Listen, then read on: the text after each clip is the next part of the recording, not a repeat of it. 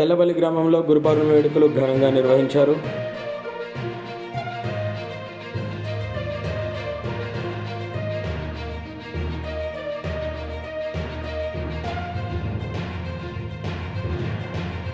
తెల్లబల్లి గ్రామంలో గురు పౌర్ణమి వేడుకలు సాయిబాబా ఆలయంలో ఘనంగా నిర్వహించారు. ఈ సందర్భంగా భక్తులు అధిక సంఖ్యలో పాల్గొనడం విశేషం.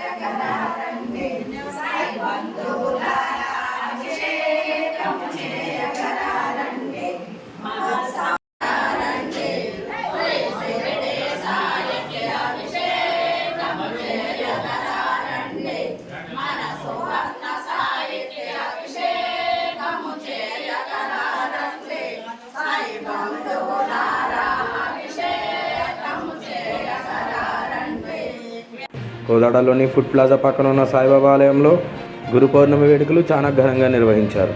ఈ సందర్భంగా 1000 మందికి పైగా భక్తులు హాజరవ్వడం ఇందులో విశేషం.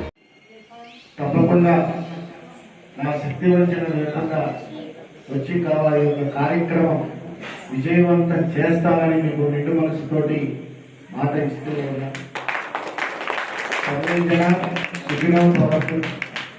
ఈ సందర్భంగా పానకపాటి జానకి రామయ్య గురూజీ గారు మాట్లాడుతూ గురు పౌర్ణమి విశిష్టత గురించి ఇలా వివరించారు. మరి కోరుకుంటూ నాకు ఉన్న నాలెడ్జ్ ఏంటంటే జీరో బుక్ నాలెడ్జ్, జీరో. నేను చదువుకుంది కూడా చాలా తక్కువ, ఇంటర్ డిస్కంటిన్యూ చేస్తాను. 10th కూడా నేను పొడవబడిగా నేను పెద్దగా ఏదో ఎగ్జామ్ కట్టినట్టు ఆడేవాడిని, అక్కడ చదివేవాడిని కాదు. బుక్కులు కూడా ఎవరితో రాపించేవాడిని. ఈ రోజు వరకు కూడా నేను బుక్ చదవడం తెలియదు, నాకు ఏది తెలియదు. నాకు తెలిసిందల్లా మనిషిని మనిషిగా ప్రేమించాలనేటువంటి తత్వమే. మనిషిని చూస్తే ఒక్కసారి మాట్లాడితే వారి యొక్క స్వభావాన్ని, వారి యొక్క స్థితిని భగవంతుడు మన ఎదుగుబాల ఎప్పుడు నిరంతరం వేటాడుతున్నట్టుగా ఉంటుంది మనసు. ఏ రోజు ఇంత తేడా వచ్చినా, ఎందుకు తేడా వచ్చిందని ఆలోచించేటువంటి యొక్క మనసు ఎందుకో నాకు తెలియదు. అదే శాపం అనుకుంటున్నాను. ఈ రోజున ఇన్ని అవమానాలు, ఇన్ని కార్యక్రమాలు తెలిసిన పద్ధతులు నేను ప్రతి ఒక్కరితో ప్రేమగా ఉండాలి. ఈ ఆశ్రమాన్ని నిర్మాణం చేస్తా ఉన్నా. అందరి సహాయ సహకారాలతో, అందరి యొక్క ప్రేమ ఆప్యాయతలతో ఈ యొక్క మహాస్వర్గాన్ని మనం ప్రపంచానికి ఒక మెసేజ్గా ఇవ్వాలనేటువంటి ఒక సంకల్పంతో మాత్రమే ఈ కార్యక్రమాన్ని నిర్వహించడం జరుగుతుంది. దీంట్లో ఎవరు గొప్ప, ఎవరు తక్కువ, ఎవరు ఇది అనేటువంటిది ఎవరి స్థాయిని బట్టి వాళ్ళకు ఉంటుంది. ఎవరి స్థాయి వాళ్ళది. ఎవరిని మనం తక్కువ చేయాల్సిన అవసరం లేదు. వాళ్ళ స్థాయిలో వాళ్ళు ఉంటారు, నీ స్థాయిలో నువ్వు ఉంటావు, నా స్థాయిలో నేను ఉంటాను. నీ పని నువ్వు చేసుకుంటావు, నా పని నేను చేసుకుంటాను, వారి పని వారు చేస్తారు. దీంట్లో అడ్డు చక్రాలు ఎందుకు, అడ్డుకరలు ఎందుకు వేయాలి? పోగు చేస్తారు జనాన్ని. మంచి చేయడానికి పోగు చేయండి అయ్యా బాబు. చెడు చేయడానికి ఎందుకు పోగు చేసుకోవాలి? చెడు చేయడానికి 10 మందిని పోగు చేస్తాం, 100 మందిని పోగు చేస్తాం. అబద్ధాన్ని చెప్పడానికి 1000 మంది తీసుకొస్తాం.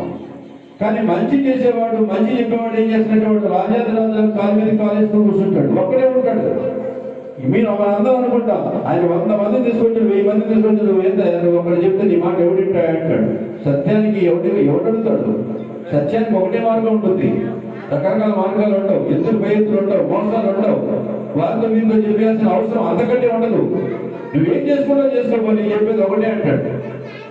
కాబట్టి ఈ గ్రూప్ విషయం, ఈ మంచి చేయడానికి గ్రూప్ చేయండి, చెడు చేయడానికి మాత్రం గ్రూప్ చేయకండి దయచేసి. పాదాలంటే ప్రార్థిస్తున్నాను.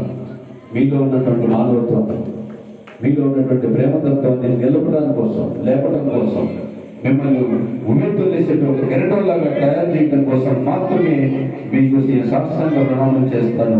మీలో ఉన్నటువంటి రాక్షసుని చంపడానికి మాత్రమే మీ యొక్క ఎత్తులపై ఎత్తుల్ని గుల్ల చేసి నిన్ను తీర్చిదిద్ది మళ్ళీ ఆ కొలివిలో వేసి ఆ తునిలో వేసి ఎట్లయితే ఆ కాల్చి పూర్తి చేసి వజ్రంలాగా మళ్ళీ బయటికి తీసుకొస్తుంటారు, అదే స్థితిని ఈ రోజున లేకపోతే ఇదే పరిస్థితుల్లో లేరు. నేను పట్టిన దానికి మూడే కాళ్ళు అంటున్నటువంటి పరిస్థితులు ఉన్నాయి.